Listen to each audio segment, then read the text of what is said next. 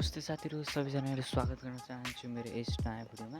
आजको यस भिडियो अन्तर्गत गएर हामीले बताउन गइरहेको छु कि मैले सिकाउन गइरहेको छु कि हजुरले फेसबुकको पासवर्ड कसरी भेटाउन सक्नुहुनेछ।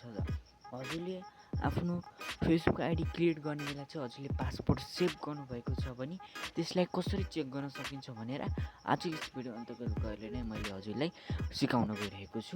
हामी धेरै ढिला नगरी हाम्रो भिडियो स्टार्ट गरिहालौँ। फेसबुकको पासवर्ड थाहा पाउनको लागि सिम्पली हजुरले क्रोम ब्राउजर भन्ने एपलाई ओपन गर्नुपर्ने हुन्छ। जस्तै म क्रोम ब्राउजरलाई यहाँ ओपन गर्न जान्छु।